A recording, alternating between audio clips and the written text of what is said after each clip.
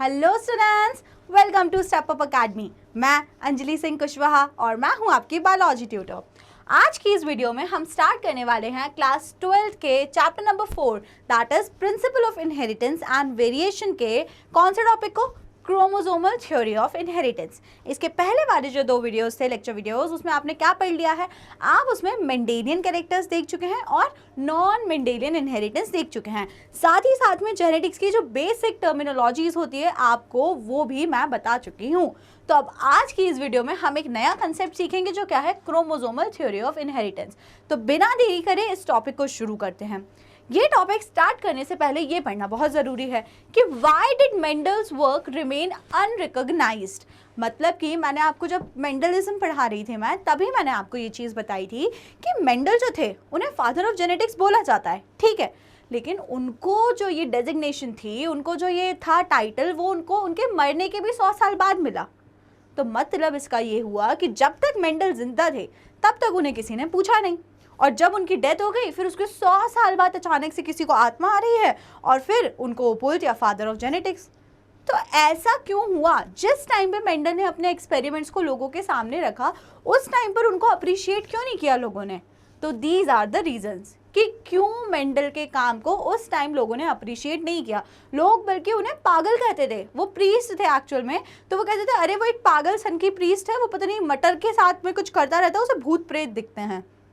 ऐसी बातें, ऐसे रूमर्स उनके बारे में उड़ा दिए गए, ठीक है। लेकिन मेन क्या रीजंस थे कि किस कारण से मेंडल को उस टाइम अप्रिसिएशन नहीं मिला, उनके काम को रिकॉग्नाइज नहीं किया गया? तो सबसे पहला जो उसमें रीज़न है और मोस्ट इंपॉर्टेंट कि communication was not easy. Communication ही नहीं था, किसी को पता ही नहीं था। आज के टाइम पे आप अगर एक बहुत ही छोटी सी, मान लो आपने कोई एक रोबोट बना दिया अपने घर में, अब आप क्या करोगे? अब आपको चाहिए कि सबको पता चल जाए कि मैंने ये रोबोट बनाया है। जो एक इमीडिएट आइडिया आपके माइंड में आएगा वो क्या आएगा? सब तक पहुंचाने का। आप उसकी बहुत अच्छी सी फोटो क्लिक करोगे अपने फ़ोन से, एक अच्छे से एंगल से, और आप उसको वेरियस सोशल मीडिया साइट्स पे डाल दोगे। जैसे ही वो चीज़ सोशल मीडिया साइट्स पे पहुंची, आप फेमस हो गए कि अरे वाह, एक 16-17 साल के बच्चे ने एक रोबोट घर पे बनाया, ये देखिए आजकल की जनरेशन कितनी होशियार है, ऐसा वैसा। आप फेमस हो गए because people are connected through various social sites and platform. But अगर हम 18s की बात करें, जब 18th सेंचुरी के, जब इन्होंने एक्सपेरिमेंट किया है मेंडल ने, तब कुछ भी नहीं था। आप सोशल साइट्स तो छोड़ो, मोबाइल फोन्स तक कुछ नहीं थे, टेलीफोन्स तक नहीं थे। अब उस टाइम पे कैसे लोगों को पता चले कि कहीं किसी गांव में साइंटिस्ट ने मटर के पौधे पर एक्सपेरिमेंट करके इतनी बड़ी बड़ी बातें बता दी हैं? तो इसीलिए कम्युनिकेशन वॉज नॉट ईजी, इसीलिए मेंडल के काम को अप्रिसिएशन नहीं मिला। दूसरे रीजन की अगर हम बात करें, इस his mathematical approach was new and unacceptable. अब देखो क्या होता है ना, अगर मैं तो चलो बायो की स्टूडेंट थी, फिर अभी एमबीबीएस में हूँ, तो आप मुझसे पढ़ रहे हो, आप मुझे देखना पसंद कर रहे हो कि ठीक है मैम जो है एमबीबीएस कर रही हैं, तो कहीं ना कहीं मैम को बायो का अच्छा नॉलेज होगा, इसीलिए मैम बायो पढ़ा रही हैं। आप किसी बहुत रिनोन्ड, ठीक है, मैथ्स टीचर को जानते हो, किस टीचर को? मैथ्स टीचर को, और आप अचानक से उनके देखो कि बायो के वीडियोस उनके अपलोड होने लगे, तो आपके मन में एक अजीब सा क्वेश्चन नहीं आएगा कि अरे यार ये तो मैथ्स पढ़ाते थे ना, इनको क्या हो गया, बायो क्यों पढ़ाने लगे? और हो कैसे सकता है, कहाँ मैथ्स कहाँ बायो, ये कहाँ पढ़ा पाएंगे? या वाइसा वर्सा कर ले, मैं आपको बायो पढ़ाती हूँ, अचानक से कल मैं आपको कुछ इंटीग्रेशन करके पढ़ाने लगूंगी। आज से चलिए मैं अंजलि कुशवाहा आपकी बायोलॉजी टीचर नहीं, आज से मैं अंजलि कुशवाहा आपकी मैथमेटिक्स टीचर बन जाऊँ, तो आप उसको एक्सेप्ट नहीं कर पाओगे।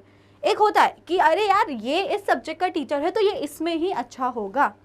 तो बस यही सेम बात यहाँ पे हुई। जो मेंडल थे, ही वॉज अ मैथमेटिशियन, वो मैथमेटिशियंस थे, वो नहीं थे बायोलॉजिस्ट, ठीक है। अब मैथमेटिशियन होने के कारण उनकी जो पूरी अप्रोच थी, उनके जो पूरे ऑब्जर्वेशंस थे, उनके जो पूरे कंक्लूजन्स थे एक्सपेरिमेंट के, वो किस फॉर्म में थे? मैथमेटिकल फॉर्म में थे। देखा था ना आपने, पुनेट स्क्वायर बनाया था, a+b का होल स्क्वायर वाला जो बाइनोमियल एक्सप्रेशन होता है उससे रिलेट कर दिया था उन्होंने, किस तरह से हमारी जीन्स और हमारी एलेल्स जो होती हैं वो डोमिनेंट होती हैं, रिसेसिव होती हैं। तो ये जो बात थी ना, ये चुभ गई बायोलॉजिस्ट लोगों को। अरे भाई कैसे कि तुम मैथमेटिशियन होके ये फालतू की बकवास कर रहे हो बायोलॉजी की फील्ड में, तो हम क्या करना है, हम यहाँ भजिए तलने आए हैं? तो उनको बुरा लग गया। तो ये जो अप्रोच थी कि कोई मैथमेटिशियन अप्रोच दे रहा है बायोलॉजी की फील्ड में, ये लोगों से एक्सेप्ट नहीं करते बनी। थर्ड रीजन क्या था? The concept of gene factor as stable and discrete unit could not explain the continuous variation. अब तीसरा कारण मेंडल को नहीं उस टाइम पे अप्रिसिएशन मिला गया, कहीं ना कहीं उसका कारण थे डार्विन। कौन थे उसका कारण? डार्विन। अब जानते हैं ना डार्विन कौन थे? डार्विन वही थे जिन्होंने एक बहुत ही फेमस थ्योरी दी थी, है ना। अब उनकी थ्योरीज के आगे जो continuity of species on earth वाली थ्योरी थी उनकी, नेचुरल थ्योरी, उसके आगे किसी ने नहीं सुनी मेंडल की। डार्विन ने बोल दिया था कि वेरिएशंस आते हैं, एक जनरेशन से दूसरी जनरेशन में जब आप जाते हो तो वेरिएशंस देखने को मिलते हैं। वेरिएशन क्या होते हैं? Good, the small little changes और डिफरेंसेस, जिसके कारण जो चेंजेस आते जा रहे हैं और वो एक्यूमुलेट होते जा रहे हैं और इवोल्यूशन हो रहा है। कभी आप बंदर थे, आज आप बंदर नहीं हो, तो कुछ थोड़े चेंजेस आए जनरेशन टू जनरेशन और आज ह्यूमन क्रिएट हुए। तो उन्होंने बोला कि जनरेशन टू जनरेशन चेंजेस आते हैं। ठीक है, ये किसकी बात थी? डार्विन की। और मेंडल ने क्या बोला हुआ था? मेंडल ने बोला था कि एक चीज होती है जिसको हम क्या बोलते हैं? फैक्टर, जो कि एक स्टेबल यूनिट होती है। ठीक है, उन्होंने बोला था ना स्टेबल यूनिट होती है जो एक जनरेशन से दूसरी जनरेशन में ट्रांसफर होती है। अब उन्होंने बोला कि अगर कोई स्टेबल चीज एक जनरेशन से दूसरी जनरेशन में ट्रांसफर हो रही है तो फिर चेंजेस तो आने ही नहीं चाहिए, लेकिन चेंजेस आ रहे हैं और वो चेंजेस सबको दिख रहे हैं, तो इसका मतलब कि आप गलत बोल रहे हो। तो मेंडल को वहीं के वहीं पे गलत प्रूफ कर दिया गया कि आपका कंसेप्ट ही गलत है, कि जो आप बोल रहे हो ना कि फैक्टर जैसा कुछ है जो एक जनरेशन से दूसरे जनरेशन में ट्रांसफर होता है, जो कि स्टेबल होता है, चेंज नहीं होता है, तो आप देखो गलत बोल रहे हो। चेंज तो होता है, तभी वेरिएशन आते हैं और उसके कारण इवोल्यूशन हो रहा है और हमको दिख रहा है। तो जो चीज़ लोगों को दिखेगी लोग उसको बिलीव करेंगे, ना कि जो उन्हें दिख नहीं रही वो उसको बिलीव करें। समझ गए आप? ठीक है, तो थर्ड रीजन वॉज कहीं ना कहीं कौन? डार्विन। फोर्थ अगर हम बात करें तो he could not give physical proof for the existence of factor. और चौथी चीज़ जो मेंडल नहीं कर पाए थे, वो क्या नहीं कर पाए थे? कि जो फैक्टर्स थे as a stable discrete unit जो एक जनरेशन से दूसरी जनरेशन में ट्रांसफ़र होते हैं, उसका प्रूफ मेंडल नहीं दे पाए थे। ठीक है, तो अब जब मेंडल प्रूफ ही नहीं दे पाए तो उनकी बात एक्सेप्ट करना लोगों के लिए और ज़्यादा मुश्किल हो गया। तो दीज वर द रीजंस जिसके कारण मेंडल को एक्सेप्ट नहीं करा गया। लेकिन फिर क्या हुआ?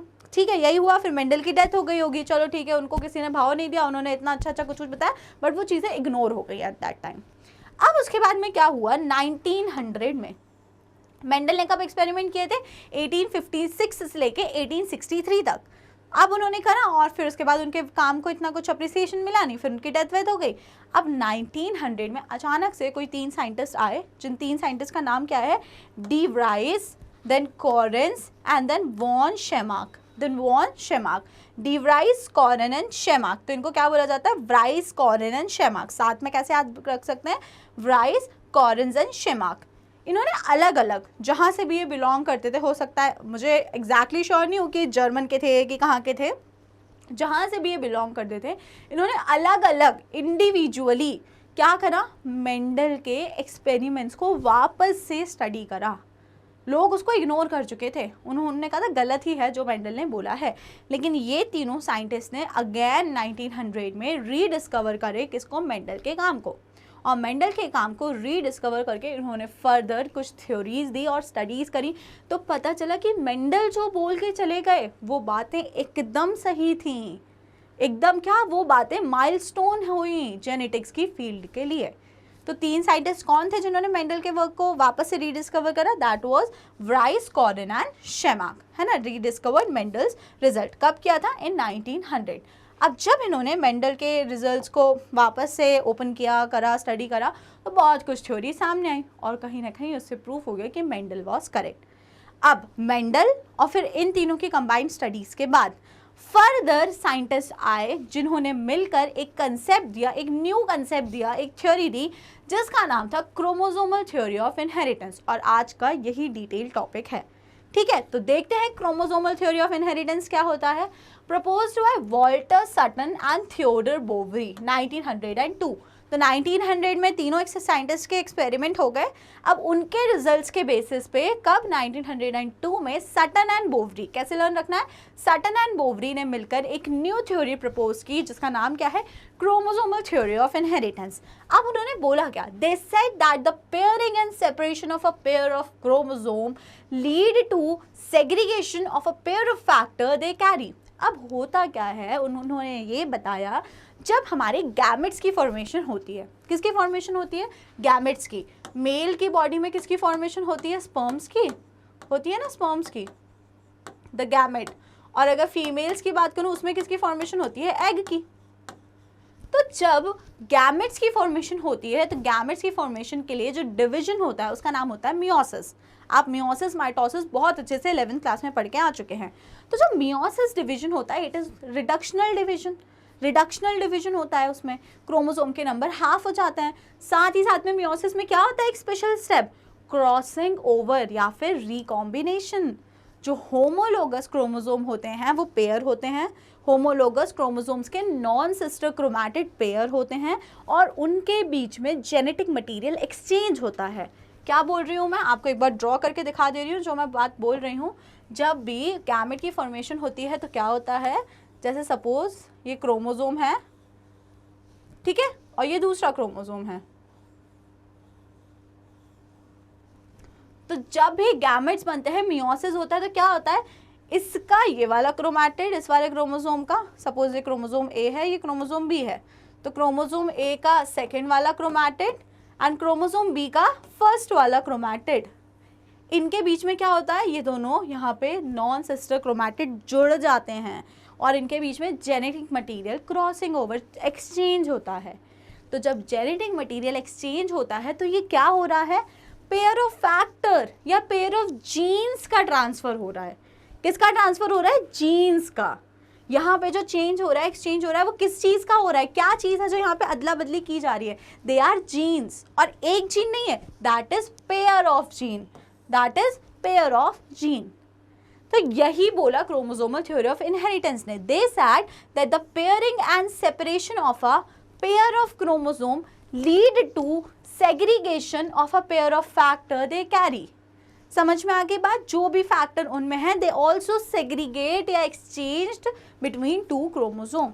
This was the concept known as chromosomal theory of inheritance. ठीक है, Sutton united chromosomal segregation with Mendelian principles and called it the chromosomal theory of inheritance. अब सटन ने क्या किया, जो सटन एंड बोवरी थे उसमें से सटन ने क्या किया, अपने इस नॉलेज को किसके साथ में मिक्स किया, जो मेंडल की स्टडीज थी उसके साथ में मिक्स किया और फाइनली जो एक थ्योरी बन के रेडी हुई, it is known as chromosomal theory of inheritance. जो क्या बोलती है कि जो क्रोमोसोम है दे आर द व्हीकल्स, वो गाड़ी है और उसके अंदर जो पैसेंजर है वो कौन है, जीन। तो vehicle is the chromosome and gene is the passenger. तो कभी व्हीकल्स का एक्सचेंज नहीं होता है, पैसेंजर का एक्सचेंज होता है। भोपाल से लोग बस में बैठेंगे, इंदौर में जाके वो उतर जाएंगे, इंदौर से बस वापस आ जाएगी, तो क्या बस वहीं पे रह गई, लोग पहुंचे। तो similarly gene goes on a chromosome, it transfer to something other, segregate होती है, अगली जनरेशन में ट्रांसफर हो गई, बस। तो vehicle is the chromosome and passenger is the gene. ये कंसेप्ट आपको बहुत ही अच्छे से क्लियर हो जाना चाहिए। ठीक है, आ गई बात समझ में। और कुछ बातें देखते हैं हम लोग क्रोमोसोमल थ्योरी ऑफ इनहेरिटेंस की। Chromosomes are vehicles of heredity. तो क्रोमोसोम क्या है, दे आर द व्हीकल्स जिसके कारण जो कैरेक्टर्स हैं, जो और क्या बोलते हैं हमारी और भी जो चीज़ें हैं, मेनली जेनेटिक्स है, वो ट्रांसफर हो रहा है एक जनरेशन से दूसरे जनरेशन में। तो हेरिडिटी के लिए जो व्हीकल्स हैं जिसके थ्रू कैरेक्टर्स ट्रांसफर हो पा रहे हैं वो कौन है, they are the chromosomes, they are the chromosomes. Two identical chromosome form a homologous pair. अब हमें याद रखना है कि जो एक जैसे क्रोमोसोम होते हैं उनको हम लोग होमोलोगस पेयर बोलते हैं। और हमारी सेल में, हमारी ह्यूमन सेल की बात करूं तो कितने होमोलोगस पेयर होते हैं, 22 होमोलोगस पेयर होते हैं ऑटोसोम्स के। और एक क्या होता है, एक होता है सेक्स क्रोमोसोम, एक क्या होता है, सेक्स क्रोमोसोम। तो 23 पेयर्स बोलते हो ना आप, तो each pair is a homologous chromosome. इतनी बात आपको समझ में आ जानी चाहिए कि जो हम 23 पेयर ऑफ क्रोमोसोम बोल रहे हैं उसमें से हर एक पेयर जो है, हर एक पेयर जो है वो क्या है, it is a homologous chromosome, क्योंकि वो सेम है। ठीक है, तो ये आपको बहुत ही अच्छे से समझ में आ गई होगी। एक बार ये वो जो डायग्राम है इसकी स्टडी कर लेते हैं। A homologous pair of chromosome, gene for eye colour and gene for enzyme A. तो ये देखो दो क्रोमोसोम है, एक येलो कलर का क्रोमोसोम है और एक हमारा ब्लू कलर का क्रोमोसोम है। दोनों ही क्रोमोसोम, इनको हम होमोलोगस क्यों बोल रहे हैं? क्योंकि इस येलो क्रोमोसोम पे इस वाली जगह पे किसकी जीन प्रेजेंट है? Gene for eye colour. इस वाले पे कौन सी जीन प्रेजेंट है? For enzyme A. और यहाँ कौन सी जीन प्रेजेंट है? For cytochrome C. सिमिलरली इस क्रोमोसोम पे भी यही तीनों जीन प्रेजेंट है and in the same order. तो इसीलिए जो ये और ये जो दोनों क्रोमोसोम है, येलो और ब्लू, ये दोनों कैसे क्रोमोसोम हो गए? होमोलोगस क्रोमोसोम, क्योंकि सारी जीन्स की जो पोजीशन है इन दोनों क्रोमोसोम पे सेम है। इन दोनों पे क्या है? सेम है। अब आप बोलोगे ऐसा कैसे हो सकता है मैम, हमारे अंदर कैसे क्रिएट हो गए ये? तो ऐसे क्रिएट हो गए, आपको 23 किससे मिले? अपनी मदर से, और 23 आपको किससे मिले? अपने फादर से। इसीलिए आप कैसे हो गए? आप हो गए डिप्लॉयड, आपके अंदर 46 क्रोमोसोम हो गए, लेकिन but the 46 are occur in 23 pair. 46 chromosome सारे अलग अलग नहीं है, दे आर 23 पेयर। हर कोई 2 क्रोमोसोम एक जैसे हैं। इतनी सी बात अगर आप समझ गए तो आपको क्रोमोसोमल थ्योरी ऑफ इनहेरिटेंस समझने में कोई भी डाउट नहीं होगा। ठीक है, चलिए आगे देखते हैं। Chromosomes are vehicles of heredity. 2 identical chromosome form a homologous pair. Homologous pair segregate during gamete formation. और क्या होता है जब गैमेट का फॉर्मेशन होता है? अब कोई भी आपकी सेल है, उसमें कितने क्रोमोसोम है? 46 क्रोमोसोम है, और 46 क्रोमोसोम में कैसे हैं वो? 23 पेयर्स के फॉर्म में है, 23 पेयर्स के फॉर्म में है। तो जब इस सेल से क्या बनेगा? गैमेट बनेगा। डिवीजन कौन सा होता है? मियोसिस। डिवीजन कौन सा होता है? मियोसिस। तो जब भी यहाँ पे मियोसिस होगा और गैमेट बनेगा तो सिर्फ यहाँ पे 23 क्रोमोसोम आएंगे। 23 क्रोमोसोम आएंगे ना, तो 23 क्रोमोसोम कैसे आएंगे? हर एक पेयर में, हर पेयर का एक एक क्रोमोसोम हट जाएगा। ठीक है, 23 पेयर है, तो एक एक क्रोमोसोम हर पेयर से निकल के किस में आ जाएगा? हमारे गैमेट में आ जाएगा। किस में आ जाएगा? गैमेट में। समझ में? तो गैमेट बना मेल बॉडी में, तो उसमें क्या होगा? हर एक क्रोमोसोम का एक एक पेयर हटके इसमें आ गया। गैमेट बना फीमेल में, हर क्रोमोसोम का एक एक पेयर हटके उस गैमेट में आ गया। फिर दोनों gamete, male gamete female gamete क्या होंगे? वेरी गुड, फ्यूज होंगे, तो बनेगा जायगॉट। तो जायगॉट में क्या होगा? 23 कैरेक्टर्स आ गए फादर से और 23 कैरेक्टर्स आ गए मदर से। This is the whole concept. आ गया होगा आपको ये समझ, उसमें कुछ बहुत ज़्यादा डाउट्स वाली बातें नहीं होनी चाहिए। ठीक है, चलिए आगे देखते हैं। Independent pairs segregate independently. अब इन्होंने बोला जो इंडिपेंडेंट पेयर्स होते हैं दे सेग्रीगेट इंडिपेंडेंटली। तो अगर कोई अलग अलग, जैसे फर्स्ट क्रोमोसोम है, क्रोमोसोम नंबर 1 का पेयर है, क्रोमोसोम 1, ठीक है, जो एक फादर से आया, और क्रोमोसोम 1 जो मदर से आया, तो मैं इसको क्या बोल रही हूँ? फर्स्ट पेयर बोल रही हूँ। तो ये इंटायरली अलग अलग सेग्रीगेट होगा। कभी भी ऐसे नहीं बोलेगा 1 वाला और 1 वाला, उनकी इतनी कोई दोस्ती नहीं कि हम जहाँ जाएंगे साथ जाएंगे, कि दोनों 1 वाले क्रोमोसोम बोल रहे हैं कि नहीं हम तो एक ही साइड जाएंगे, एक ही गैमेट में जाएंगे। ऐसा नहीं होता है। तो सेग्रीगेशन की जो प्रोसेस है बिल्कुल इंडिपेंडेंटली होती है, और ये बात मेंडल पहले ही बता चुके थे इन किसमें? लॉ ऑफ सेग्रीगेशन में। तो कहीं ना कहीं आप देख रहे हैं ना, दोनों जो थ्योरीज आपने अभी तक पढ़ी, मेंडलिज्म और क्रोमोसोमल थ्योरी ऑफ इनहेरिटेंस, वो मिक्स कर दिया गया इस वाले टोटल कंसेप्ट में। ठीक है, Thomas Arndt Morgan worked with the fruit flies Drosophila melanogaster and prove chromosomal theory of inheritance. अब chromosomal theory of inheritance was given by very good Sutton and Boveri. किसने दिया था? Sutton and Boveri. But experimental proof, अगर मैं यहाँ पे लिखूँ chromosomal theory of inheritance का कौन सा proof? Experimental proof. experiment करके proof किसने किया था? Experimental proof.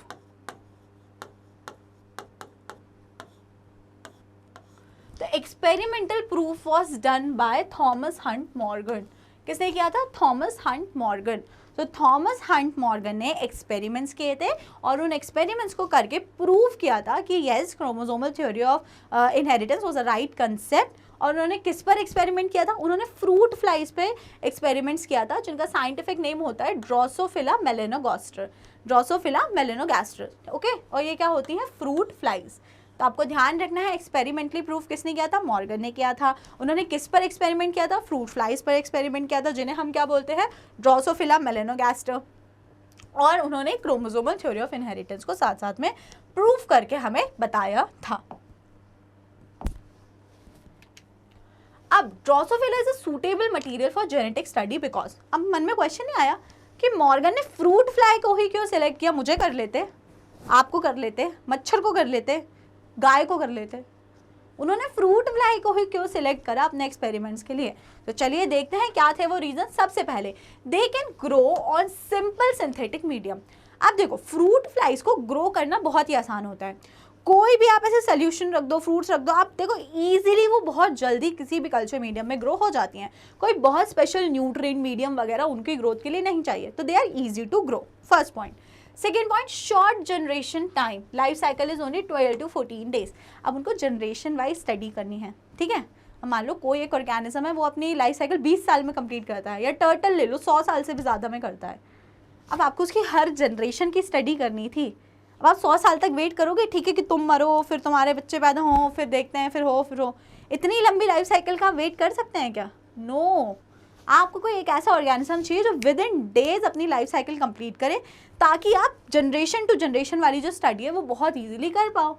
तो हमने यहाँ पे क्या देखा कि जो हमारी फ्रूट फ्लाई है, ड्रोसोफिला मेलानोगास्टर, इसमें बहुत ही शॉर्ट जनरेशन टाइम होता है, सिर्फ 12 to 14 डेज की लाइफ साइकिल होती है। तो रिप्रोडक्शन बहुत ही जल्दी होता है, जल्दी आप जनरेशनल स्टडीज़ कर सकते हैं, ठीक है। थर्ड बात करते हैं, तो breeding can be done through out the year.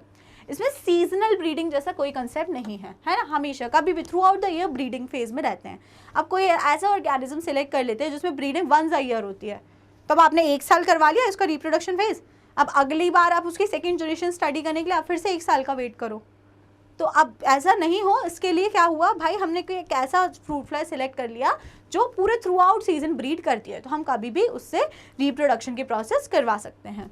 Hundreds of प्रोजनीज पर मीटिंग। अब जो काउंट है किसका, नंबर ऑफ प्रोजनीज का, वो बहुत हाई है। आपको एक्सपेरिमेंट करना है, तो आप श्योर नहीं हो आप कितनों को मार दो या क्या हो जाए, कुछ भी डैमेज हो जाए, कुछ भी हो सकता है, तो इसीलिए आपको ज़्यादा चाहिए। सपोज इंसानों पे करते हैं, एक तो पहली बात तो एक ही बच्चा पैदा करता है, इतने सारे इमोशन सब कुछ रहते हैं, तो पॉसिबल ही नहीं था, इसलिए इन पे करा, क्योंकि एक बार जब वो मेट करते हैं तो हंड्रेड्स ऑफ प्रोजनी प्रोड्यूस होती है, तो आप वेरिएशंस वगैरह हर एक प्रोजनी पे अलग अलग चेक कर सकते हो कि क्या हुआ, है ना। हंड्रेड्स ऑफ ऑस्ट्रिंग्स हैं, आप उसमें बहुत अच्छे से जैसा मन है वैसे ही स्टडी कर सकते हो।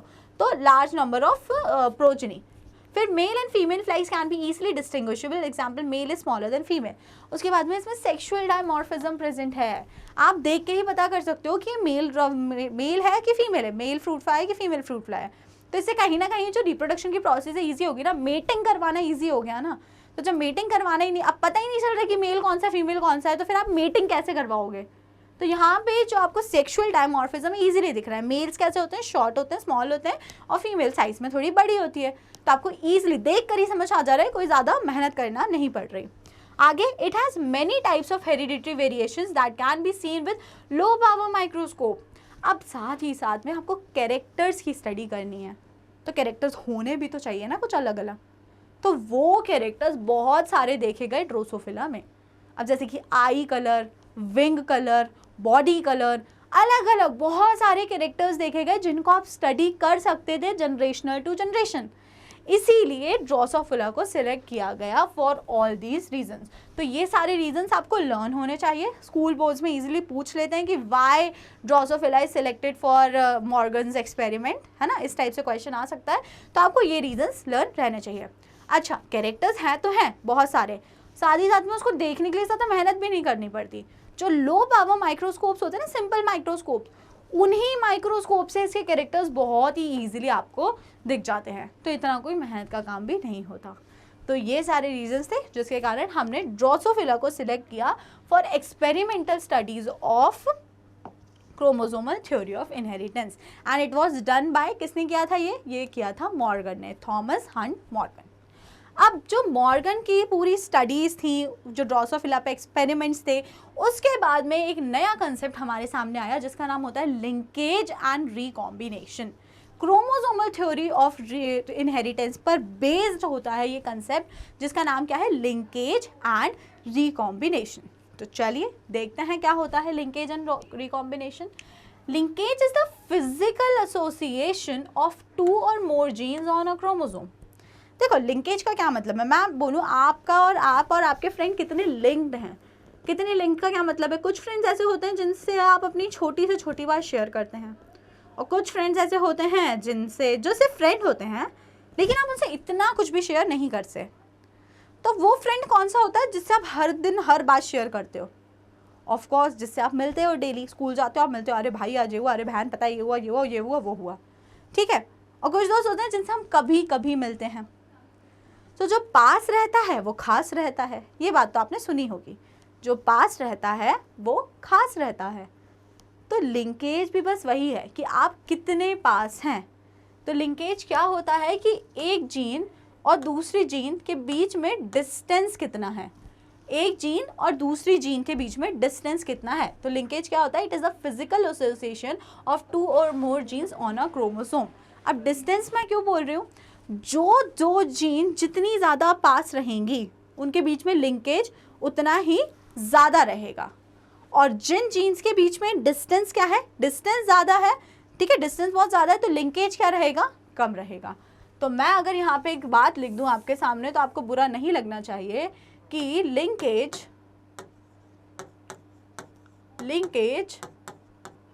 Is inversely proportional to distance. Linkage is inversely proportional to distance, ये बात आप समझ लीजिए। Distance between two genes, distance between two gene, ये बात आप समझ लीजिए बहुत ही अच्छे तरीके से। जितना ज़्यादा दूर रहेंगी दो जीन, मतलब डिस्टेंस क्या ज़्यादा, जितनी ज़्यादा दो जीन दूर रहेंगी, दूर दूर हैं, तो उनके बीच में लिंकेज क्या हो गया? लिंकेज उनके बीच में कम हो जाएगा। समझते हैं ना आप इस चीज़ को? वो दोनों लिंक कितनी है? कम लिंक्ड है क्योंकि दूर दूर हैं। और जितनी ज़्यादा दो जीन पास पास है, मतलब डिस्टेंस कम है, उतना उनके बीच में लिंकेज ज़्यादा रहेगा। समझ गए ना आप ये बात? तो आपको सिर्फ एक ही बात याद रखनी है कि linkage and distance between two gene is inversely proportional. जितना ज़्यादा दो जीन के बीच का डिस्टेंस होगा उतनी ही वो कम लिंक्ड होंगी। तो समझ गए ना linkage? It is the physical association between two gene. आप कितने, दो जीन कितनी जुड़ी हुई हैं आपस में या कितनी नहीं जुड़ी हुई हैं, that is the linkage.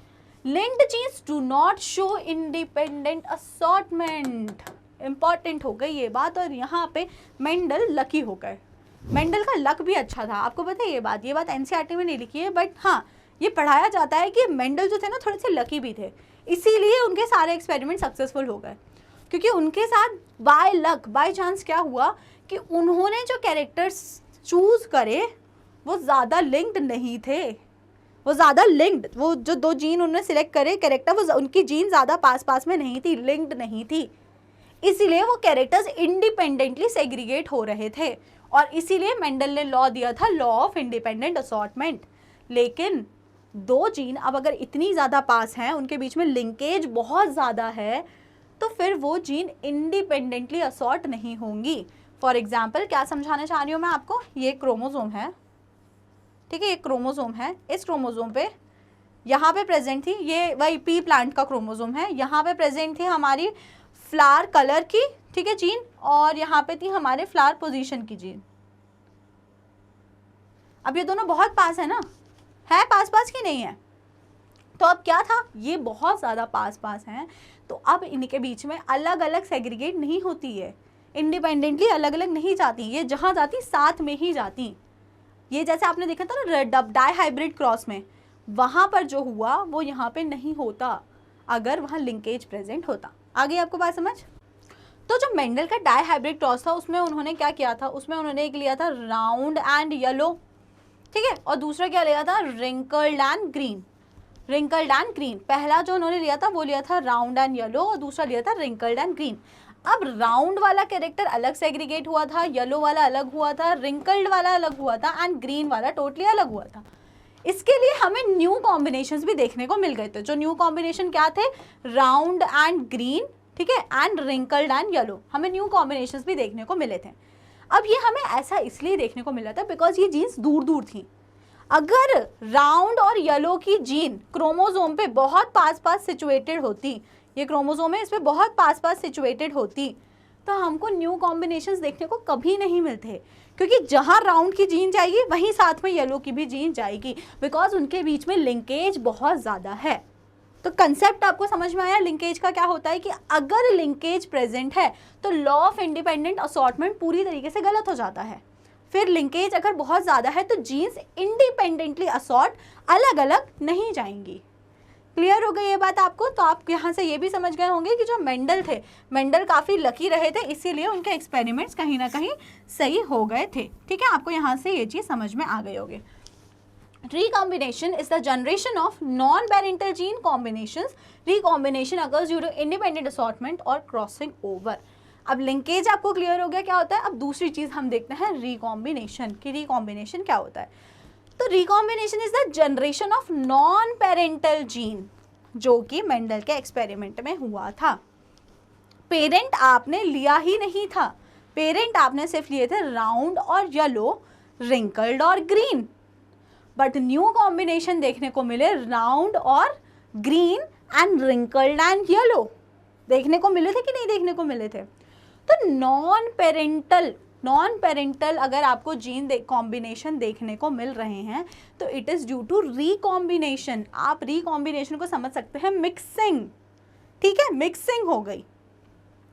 Recombination occurs due to independent assortment of crossing और क्रॉसिंग ओवर। अब ये जो रिकॉम्बिनेशन होता है, मिक्सिंग होती है, ये क्यों हो पाता है? क्योंकि जीन्स इंडिपेंडेंटली असॉर्ट होती हैं। अगर जीन्स इंडिपेंडेंटली असॉर्ट नहीं होती तो क्या होता? कभी भी रिकॉम्बिनेशन देखने को मिलता ही नहीं। रिकॉम्बिनेशन किस चीज़ को बोला जा रहा है? वही जो अभी मैंने आपको समझाया, जो न्यू आपको देखने को मिल रहे थे। चलो यहाँ पे फिर से थोड़ा सा देख लेते हैं। पेरेंट्स आपने कैसे लिए थे? मैं यहाँ पे पेरेंट्स लिख रही हूँ। पेरेंट्स आपने कैसे लिए थे? पेरेंट्स आपने लिए थे राउंड एंड येलो।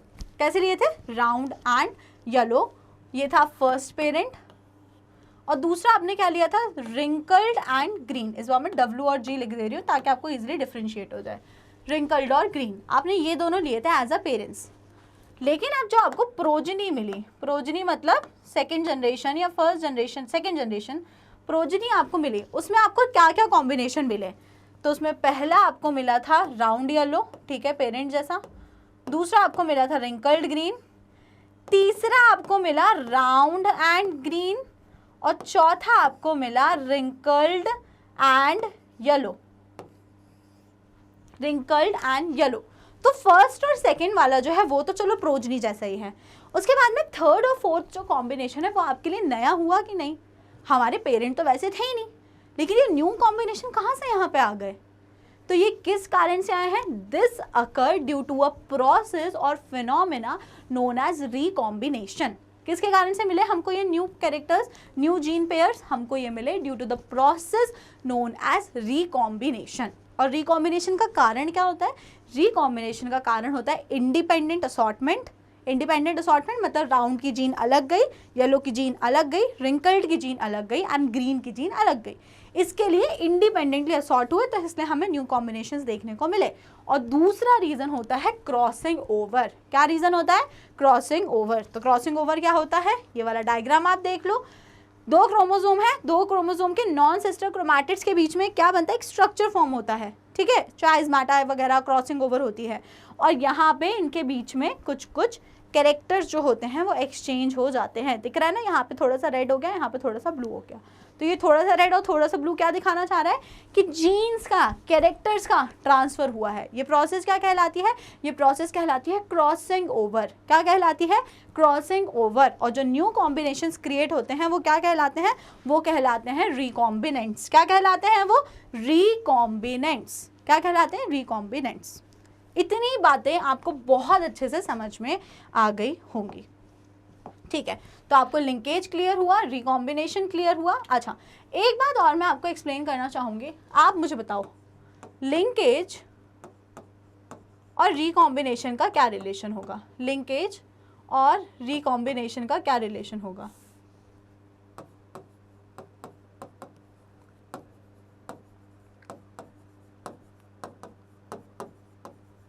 रिकॉम्बिनेशन का क्या रिलेशन होगा? सपोज लिंकेज अगर ज़्यादा है, बहुत ध्यान से समझना, लिंकेज अगर ज़्यादा है, दो जीन के बीच का जो डिस्टेंस है वो बहुत ज़्यादा है। लिंकेज मतलब दो लिंकेज ज़्यादा है, जैसे दो जीन के बीच में जो डिस्टेंस है बहुत ज़्यादा कम है, बहुत ज़्यादा जुड़ी हुई हैं। तो रिकॉम्बिनेशन कैसा होगा? ज़्यादा कि कम? वेरी गुड, ऑब्वियसली कम होगा रिकॉम्बिनेशन। वो दो जीन इतनी ज़्यादा पास पास में हैं, कितनी ज़्यादा, उनका लिंकेज इतना ज़्यादा है कि वो अलग ही नहीं हो पाई, वो इंडिपेंडेंटली असॉर्ट ही नहीं हुई। और जब तक दो जीन इंडिपेंडेंटली असॉर्ट नहीं होंगी तब तक रिकॉम्बिनेशन नहीं होगा।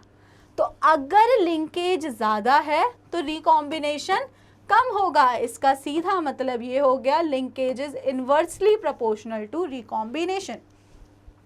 Linkage is inversely proportional to recombination. जितना ज़्यादा लिंकेज, जितना ज़्यादा दो जीन पास पास में हैं, जुड़ी हुई हैं, उतना ही ज़्यादा क्या हो गया कि वो इंडिपेंडेंटली असॉर्ट नहीं होंगी। और अगर वो इंडिपेंडेंटली असॉर्ट नहीं होंगी तो रिकॉम्बिनेशन भी नहीं होगा। तो जितना ज़्यादा लिंकेज उतना ही कम रिकॉम्बिनेशन, और जितना कम लिंकेज, जीन दूर दूर है, उतना ही दूर दूर है तो इंडिपेंडेंटली असॉर्ट होंगी, तो नए कॉम्बिनेशन बनेंगे, मतलब रिकॉम्बिनेशन इज हाई। तो लिंकेज और रिकॉम्बिनेशन का क्या रिलेशन हो गया कि दे आर इनवर्सली प्रोपोर्शनल। अगर लिंकेज ज़्यादा है तो रिकॉम्बिनेशन कम होगा, अगर लिंकेज कम है तो रिकॉम्बिनेशन ज़्यादा होगा। इतनी बातें आपको बहुत अच्छे से यहाँ से क्लियर हो जानी चाहिए। अब हम देख लेते हैं मॉर्गन के एक्सपेरिमेंट्स क्या थे। तो मॉर्गन ने क्या क्या किया था, पहला उन्होंने क्रॉस कराया yellow bodied and white I female. उन्होंने फीमेल कैसी ली है, उसकी बॉडी कैसी है, येलो है ना, और उसकी आईज कैसी है, वाइट। उसकी आईज कैसी हैं, वाइट हैं। देख लेते हैं यहाँ पे जो लिखा हुआ है small Y small small W. And उन्होंने मेल कैसा लिया, मेल उन्होंने लिया ब्राउन बॉडी, बॉडी कैसी है ब्राउन, और आई कैसी है रेड, वाइल्ड टाइप जिसको हम लोग बोलते हैं। फिर उन्होंने दूसरा क्रॉस किस किस के बीच में कराया था, white eyed and miniature winged, and दूसरा, और उसमें ये जो हमारी कौन होगी, फीमेल होगी, और उसके बाद में दूसरा हो गया red eyed and large wings. तो आई कलर का डिफरेंस हो गया पहला, तो देख पा रहे हो ना आप, उनमें क्या हो गया, आई कलर का। आई कलर क्या हो सकता है, वाइट आइड हो सकती है, रेड आइड हो सकती हैं।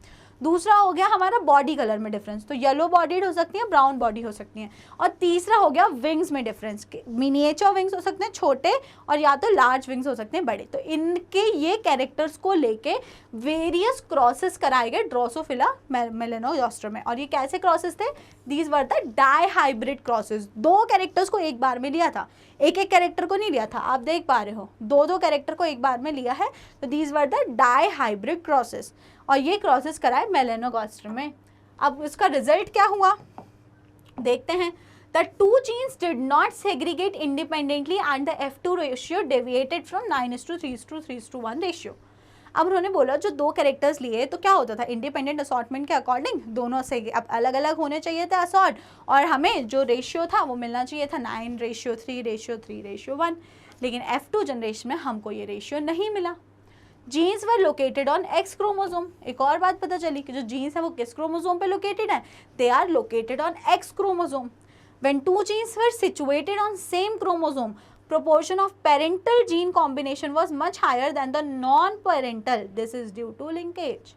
और अल्टीमेटली पता ये चला कि जब कोई भी जीन एक ही क्रोमोसोम पर है, अरे आप खुद सोचो ना, कोई सी एक जीन है, एक यहाँ पे सिचुएटेड है, एक यहाँ पे सिचुएटेड है, और एक यहाँ पे सिचुएटेड है, एक ही क्रोमोसोम पे है, और वहीं एक कोई सी जीन है, दूसरी जीन जो सपोज यहाँ है और एक यहाँ है।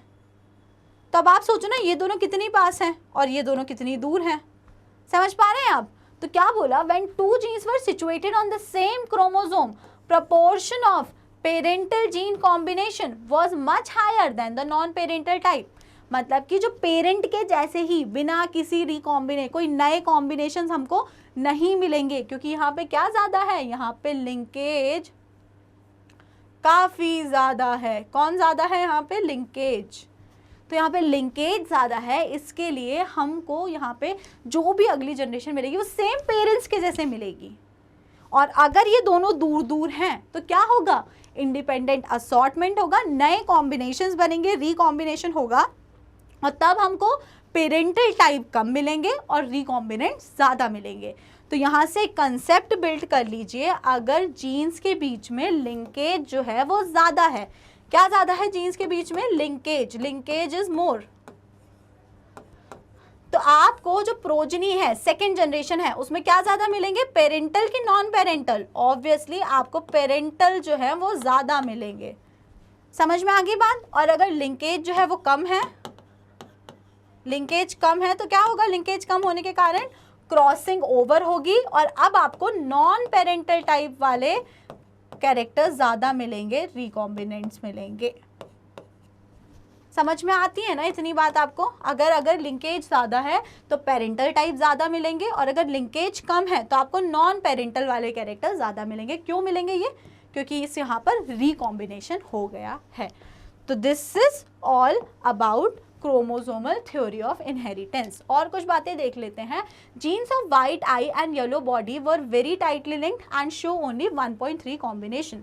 तो देखो वाइट आई और येलो बॉडी वाली जो थी, आई colour and body colour, I colour and body colour किसका, फ्रूट फ्लाई का, ये जो दोनों जीन थी इनके बीच में लिंकेज बहुत ज़्यादा था। क्या था इनके बीच में, बहुत ज़्यादा लिंकेज था। तो लिंकेज ज़्यादा है तो रिकॉम्बिनेशन, वेरी गुड, रिकॉम्बिनेशन कम हुआ। तो रिकॉम्बिनेशन कम हुआ तो हमको यहाँ पे पेरेंटल टाइप ज़्यादा मिले। तो यहाँ पे रिकॉम्बिनेंट्स कितने मिले, सिर्फ 1.3%। तो हमको यहाँ पर 98.7% कौन से मिले, पेरेंटल टाइप। कौन से मिले, पेरेंटल टाइप। समझ गए ना। तो लिंकेज ज़्यादा, तो यहाँ पे आपने क्या सीखा, लिंकेज ज़्यादा तो पेरेंटल टाइप वाले ज़्यादा और रिकॉम्बिनेंट्स कम। अब gene of white I and miniature wing. अब आई कलर और विंग का कैसा साइज था, आई कलर एंड विंग साइज, इनके बीच की जो लिंकेज थी वो कम थी। तो यहाँ पे जब लिंकेज कम थी तो यहाँ पे 37.2% रिकॉम्बिनेशन मिला। कितना रिकॉम्बिनेशन, 37.2%। मतलब यहाँ पे पेरेंटल टाइप आपको कम मिले और यहाँ पे रिकॉम्बिनेंट ज़्यादा मिले। तो ये वाला कौन सा केस हो गया, जहाँ पर लिंकेज आपका कम था और यहाँ पे लिंकेज आपका ज़्यादा था। तो पेरेंटल टाइप आपको बहुत ज़्यादा मिले, यहाँ पे लिंकेज कम था तो आपको यहाँ पे कौन ज़्यादा मिले, आपको यहाँ पे रिकॉम्बिनेंट्स ज़्यादा मिले और पेरेंटल वाले कम मिले। टाइटली लिंक्ड जीन्स शो लो रिकॉम्बिनेशन। ये बातें आपको क्लियर हो गई होंगी, चाहे तो आप एक बार स्क्रीनशॉट ले लीजिए, है ना। टाइटली लिंक्ड जीन्स, जो जीन बहुत ज़्यादा टाइटली लिंक्ड है, शो लो रिकॉम्बिनेशन, सीख गए आप, बहुत कम रिकॉम्बिनेशन होगा। And loosely linked genes show high recombination. इस पॉइंट को आप याद कर लो बहुत अच्छे से। अगर दो जीन्स हैं जो बहुत ज़्यादा टाइटली लिंक्ड हैं, सीधे इन शॉर्ट अगर लिखना चाहूँ तो यहाँ पे मैं लिख देती हूँ, linkages inversely proportional to recombination. सीधी बात जो यहाँ पे लिखी हुई है। अगर लिंकेज ज़्यादा तो रिकॉम्बिनेशन कम और अगर लिंकेज कम तो रिकॉम्बिनेशन ज़्यादा। यही बात हमको ये वाला पॉइंट जो है वो बता रहा है। ठीक है स्टूडेंट्स, चलिए। तो अब Alfred Sturtevant use the recombination. अब अल्फ्रेड स्टूवर्ट कौन थे, मॉर्गन के ही स्टूडेंट थे। Use the recombination frequency between gene pairs for measuring the distance between genes and mapped their position in the chromosome. अब उन्होंने क्या करा, जो अल्फ्रेड स्टूवर्ट थे उनको पता चल गया लिंकेज और रिकॉम्बिनेशन वाले कंसेप्ट थे कि जीन की पोजीशन क्या है क्रोमोसोम में। जब उन्हें वो पता चल गई तो उससे हमें ये भी समझ में आने लगा कि दो जीन के बीच का डिस्टेंस क्या होगा। और जब हमको ये समझ में आने लगा तो उन्होंने जीन मैप्स ड्रॉ कर दिए। क्या ड्रॉ कर दिए, जीन मैप्स।